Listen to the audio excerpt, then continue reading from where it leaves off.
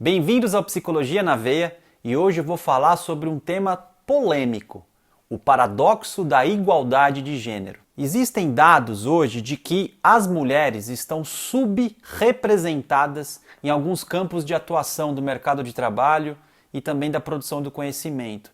Por exemplo, na área do STEM, que engloba áreas de atuação como engenharia, matemática, tecnologias, ciências.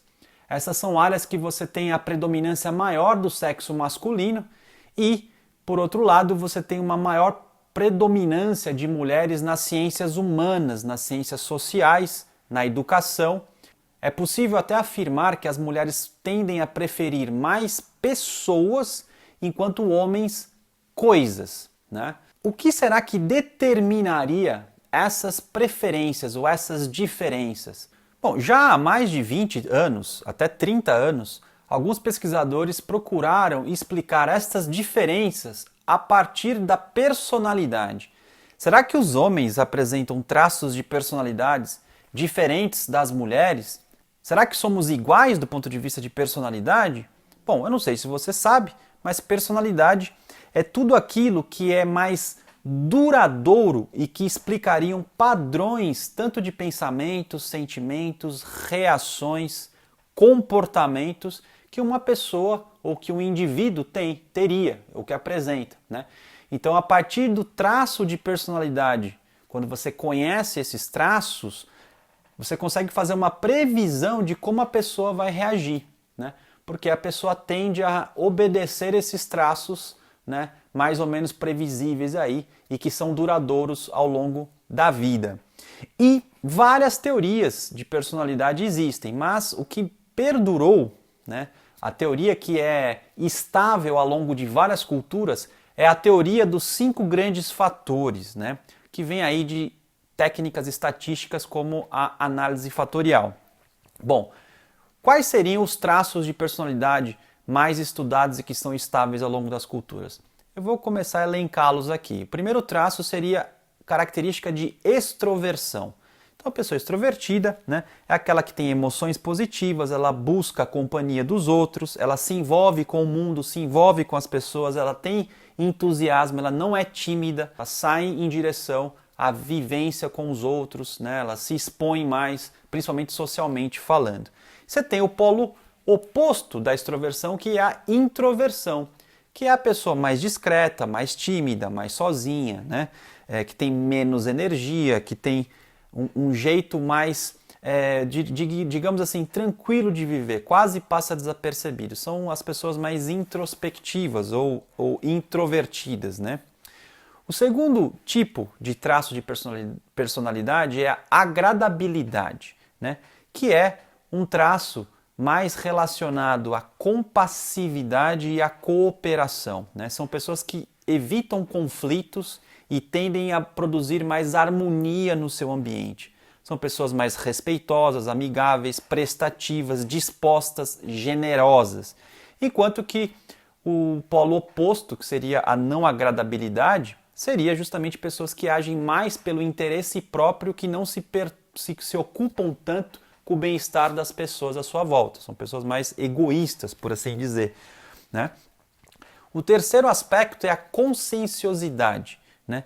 Que seriam pessoas que têm mais um jeito de funcionar no mundo com autodisciplina, com foco, determinadas a metas, né? Com mais planejamento, menos espontaneidade e tem mais controle dos próprios impulsos, dos pensamentos, enfim, são pessoas mais direcionadas, né?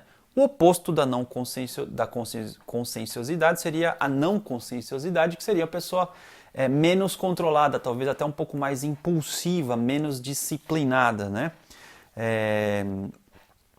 O quarto e penúltimo traço de personalidade seria a abertura à experiência, que são pessoas mais criativas, menos convencionais, até mesmo extrovertidas, abertas a ideias novas, abertas a emoções novas, né, diferentes, são curiosas, sensíveis à arte, sensibilidade, imaginativa, criativa, né?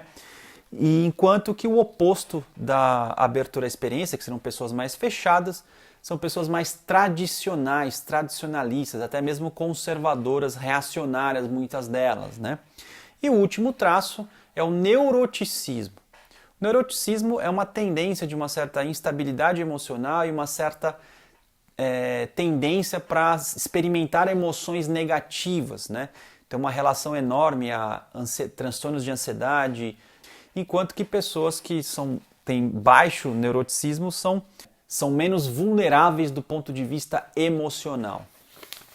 Já no ano de 94, uma pesquisa analisou esses traços de personalidade entre homens e mulheres.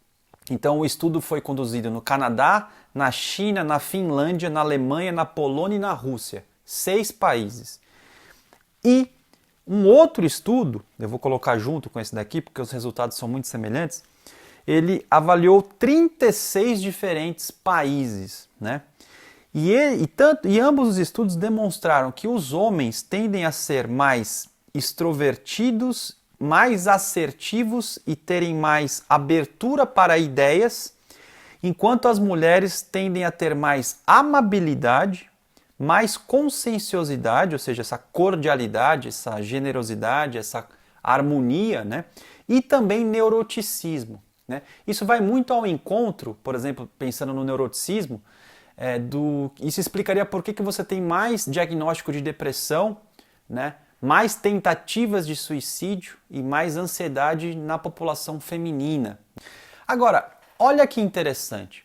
Nesses países aí, né, que foram avaliados, muitos deles apresentam um ambiente social, econômico muito mais igualitário, em que tanto homens quanto mulheres têm as mesmas oportunidades, tanto de acesso a conhecimento quanto ao mercado de trabalho.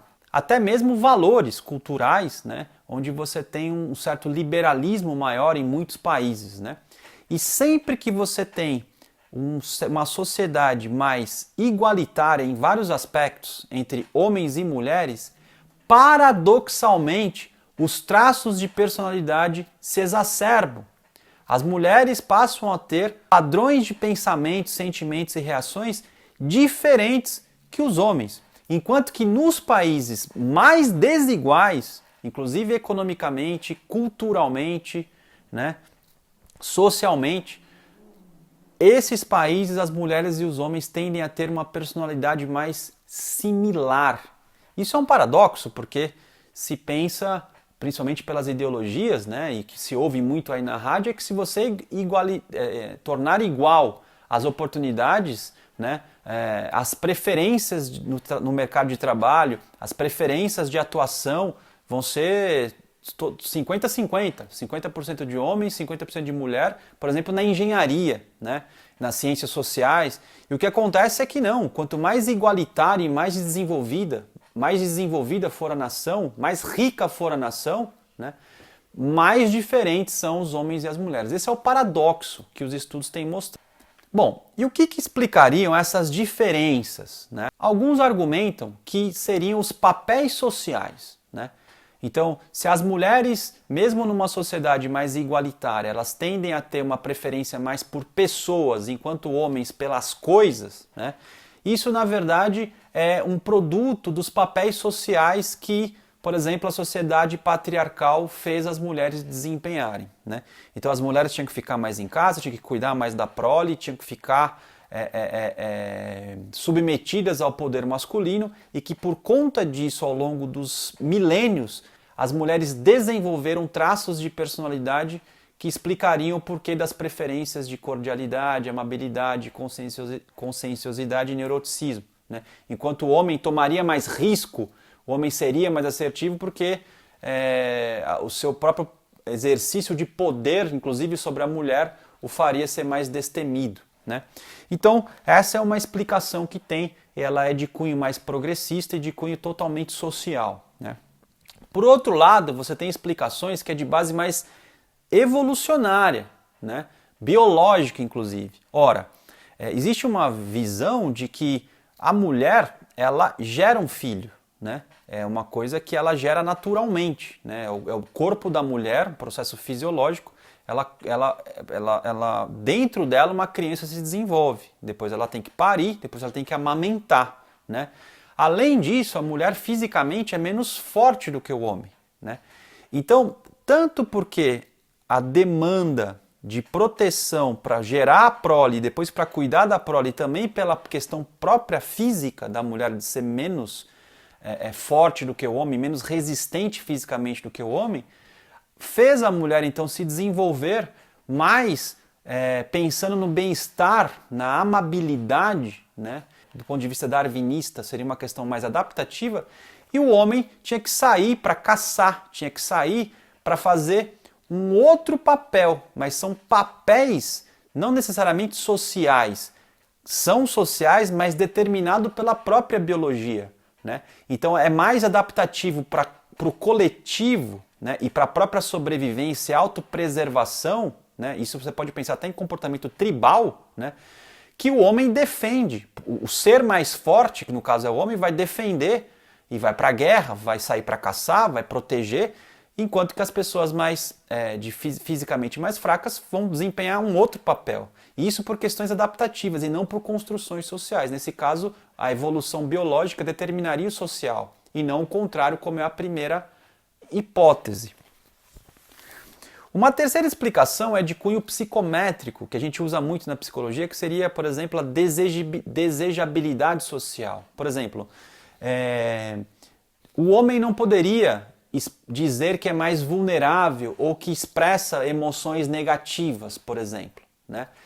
Isso é chamado de explicação de artefato, né? Ou seja, uma explicação... Artefato seria uma coisa produzida, não natural, né? Então, uma explicação seria que o homem, então, por socialmente e culturalmente não poder expressar emoções intensas, ele mentiria na hora de responder os testes e, portanto, ele não preencheria, por exemplo, traços de neuroticismo, enquanto a mulher poderia expressar mais vulnerabilidade, né? E isso, então, explicaria aí muitas das diferenças nos resultados dos testes. Então, no fundo, os seres humanos, homens e mulheres, são iguais, mas o que explicaria as diferenças seria uma forma de responder os testes por artefato, por artifício, e não os dados naturais. Eu esqueci de falar no começo, né? Mas eu estou falando, no Brasil, a gente, quando fala gênero, né, pensa na verdade na escolha sexual, na formação da identidade sexual, né? E eu estou falando aqui de homens e mulheres, então talvez o termo correto seria sexo, paradoxo do sexo, né? Mas como eu peguei do inglês, né, gender, né, é por isso que eu falei gênero, né? Mas talvez aí o mais correto no Brasil seria dizer o paradoxo da diferença, da igualdade de sexo, né? E não de gênero. Mas eu preferi falar gênero porque eu fiz uma tradução livre aqui e o Brasil tem essa peculiaridade, né, de diferenciar sexo de gênero, né? Na verdade, talvez os outros países também, eu não sou um especialista nisso, então talvez eu esteja aqui cometendo algum erro conceitual, mas todo mundo aqui eu acho que é inteligente para saber o que eu estou querendo dizer com homens e mulheres, né? E não preciso ficar falando se é sexo ou gênero, né? Acho que todo mundo aqui é inteligente o suficiente para saber disso. Bom, esse estudo que está aqui na tela, ele avaliou 55 países e utilizou o mesmo teste de personalidade, né? Dos 5 grandes fatores. E relacionou os traços de personalidade com indicadores de igualdade entre homens e mulheres, indicadores socioeconômicos e indicadores culturais. E o que os resultados mostraram? Né? Que quanto mais rico for o país, quanto mais igualdade entre homens e mulheres, quanto mais qualidade de vida, quanto mais longevidade e quanto mais acesso ao conhecimento e educação entre os dois sexos, mais diferente é a personalidade entre homens e mulheres. Quanto mais igualdade social, mais personalidade diferente. Não é, isso é paradoxal e contraintuitivo, porque você pensa que quanto mais você socialmente organiza a sociedade de modo igual, mais iguais seriam os homens e as mulheres. Mas não é. Os homens são diferentes que as mulheres, né? E, paradoxalmente, quanto mais desigual for o país, mais pobre for o país, mais semelhança de traços de personalidade entre homens e mulheres. Isso é justamente o oposto do que vem se falando por aí, né? O outro estudo, que não é tanto de personalidade, mas sim de representação na classe do STEM, que eu falei no início do vídeo, ele avaliou 472.242 pessoas em 71 países, inclusive o Brasil está nesse estudo. Eles utilizaram os dados do PISA, que é o Programa Internacional de Avaliação de Estudantes. E eles mostraram que as mulheres são mais competentes ou iguais aos homens no desempenho de ciência, matemática, tecnologia, engenharia, né? Essas áreas todas do STEM. Isso, se você pegar de cada 3 países, 2 isso aconteceu, ou seja, em 2/3 da amostra, as mulheres foram iguais ou melhores do que os homens em STEM. Por outro lado, só as mulheres têm mais competência do que os homens, quer dizer, as mulheres têm muito mais competência do que os homens em ciências sociais, em ciências humanas, né? Portanto, as mulheres, elas têm muito mais opções de atuação no mercado de trabalho do que os homens. Os homens tendem a ser mais direcionados a objetos, enquanto mulheres têm elas podem escolher entre objetos e pessoas. Mas nas sociedades mais desenvolvidas, nos países que você tem mais igualdade, as mulheres tendem a ir para enfermagem, para psicologia, para pedagogia, para tudo o que envolve seres humanos, enquanto os homens tendem a ir mais para as exatas mesmo. E isso não é por um papel de opressão, isso não é por uma desigualdade social, isso não é porque tem uma sociedade patriarcal que oprime as mulheres. Não segundo esses dados aqui, né? Isso é por simples preferência. E nos países que você tem mais desigualdade entre homens e as mulheres, você tem mais mulheres atuando em exatas. Que maluquice! Esse, portanto, é o paradoxo da igualdade de gênero ou igualdade de sexo. Para fechar, eu vou falar apenas de uma reflexão que eu vejo muito nas mídias hoje, nas mídias sociais, nas mídias oficiais, na discussão pública, no debate público, que é, por exemplo, a busca pela igualdade entre homens e mulheres, pela igualdade de oportunidade e pela equidade de resultados, né? Resultados iguais. Então, daria as mesmas oportunidades na base e o outro pensaria numa igualdade de resultados, né? Qual que é o pressuposto que está por trás dessas duas formas de buscar a igualdade? Bom, para igualdade de oportunidade na base, o pressuposto é que todos os seres humanos são talentosos. Todos os seres humanos têm capacidade, como uma semente que possui todas as potencialidades criativas, né? E que se você equalizar as oportunidades, o talento delas desabrochará, né? Essa é a premissa. Porém, embora isso seja muito bonito e realmente seria o que eu pessoalmente, inclusive, mais gostaria de crer e desejar, né, para todas as pessoas, inclusive para mim, eu canso de ver pessoas muito mais talentosas do que eu, né? E o que os dados têm mostrado é que talento não é assim uma coisa tão comum, tão trivial. Pessoas talentosas, né, realmente, na verdade, o talento é uma coisa mais rara, né? Isso, então, a discussão sobre talento não tem nada a ver com igualdade social, não tem nada a ver com nada do que se está debatendo aqui sobre igualdade de oportunidade. Talento é talento. Algumas pessoas têm mais, outras pessoas têm menos, né? E grandes gênios e grandes pessoas talentosas, elas conseguem se virar mesmo com desigualdade social, né? É o que mostra aí uma série de dados, né? Uma série de casos que você pode pesquisar. Já a equidade de oportunidades, né, de resultados, né, ou seja, é quando você distribui as coisas visando uma igualdade no resultado, embora também possa fazer muito sentido, né, Na prática, isso é um pouco complicado. Porque como é que você pode definir pessoas com mais ou menos privilégios, né?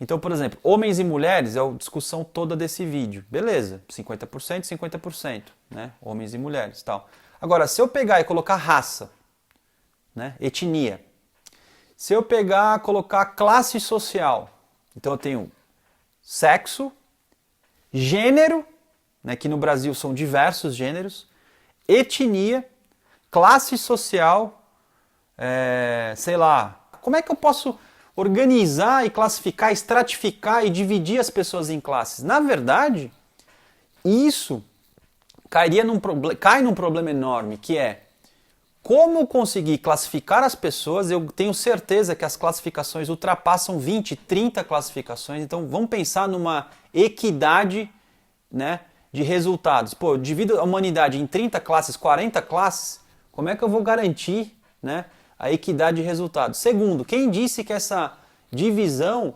demonstra verdadeiramente que uma classe é menos ou mais privilegiada que outra? É claro que algumas são, mas o que está determinando isso? Qual viés de mundo determina isso, né? Se a gente colocar um elemento biológico versus um elemento de uma visão somente social, mas é a interação entre essas duas coisas, enfim, isso, embora seja muito bonito, na prática é muito difícil você regular o Estado, regular as políticas públicas, regular o comportamento humano a partir de equidade de resultados. Então, não estou dizendo que eu sou contra isso, e nem que a igualdade de oportunidades é melhor do que a igualdade de resultados.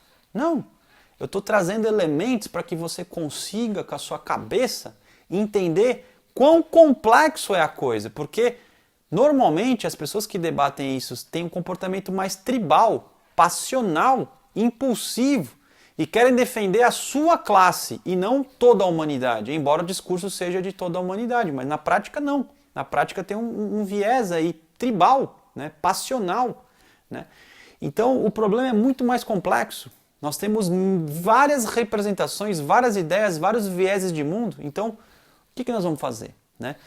O problema é mais complexo, mais profundo. Eu estou longe de trazer uma solução. Quem sou eu? Estou só trazendo o debate com um pouquinho mais talvez de lucidez, mas o objetivo principal desse vídeo era mostrar que homens e mulheres são bem diferentes, principalmente quando o social e o ambiente são iguais. Esse foi o Psicologia na Veia. Até o próximo.